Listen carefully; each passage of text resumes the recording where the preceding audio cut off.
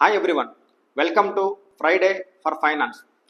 దొంగతనాలు కాదు, కమిషన్లు కాదు, లంచాలు కాదు, ఆర్గనైజ్డ్గా కొన్ని లక్షల కోట్లు సామాన్య జనాల నుంచి బడా కార్పొరేట్ సంస్థలు, పొలిటీషియన్స్ ఎలా దోచేస్తున్నారో మీకు తెలుసా? లాస్ట్ 5 yearsలో సామాన్యులు వాళ్ళ అకౌంట్లో మినిమం బ్యాలెన్స్ మెయింటైన్ చేయలేదని public sector banks, state bank of India కాకుండా public sector other than state bank of India, Punjab national bank కానీ, యూనియన్ బ్యాంక్ కానీ ఇవన్నీ కలిపి దగ్గర 8,500 కోట్లు ఆ మినిమం బ్యాలెన్స్ మెయింటైన్ చేయలేదని ఛార్జెస్ కలెక్ట్ చేశారు.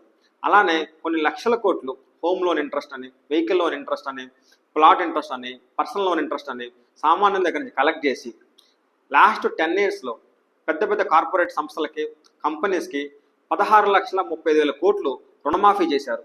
పేదలకు అది రుణమాఫీ చేసింది, కంపెనీస్కి. ఇలాగ ఆర్గనైజ్గా అక్కడ ఒక ఇల్లీగల్ యాక్టివిటీ కూడా చేయకుండా జనాల దగ్గర నుంచి ఇంట్రెస్ట్ ఒక మనీ కలెక్ట్ చేసి తెలిసిన వాళ్ళకి లోన్లు ఇచ్చి వాళ్ళ లోన్స్ని రుణమాఫీ చేశారు. సేమ్ అదేవిధంగా ఇంకో ఆర్గనైజ్ సెక్టార్ స్టాక్ మార్కెట్లో మీరు మనం చూస్తే దగ్గర 30 లక్షల కోట్లు ఇన్వెస్టర్స్ వాళ్ళ యొక్క మనీని కోల్పోయారు. ఆ డబ్బంతా ఎవరిది? సామాన్య రిటైల్ ఇన్వెస్టర్స్ది కాదా? సెబీ ఏం చేస్తుంది?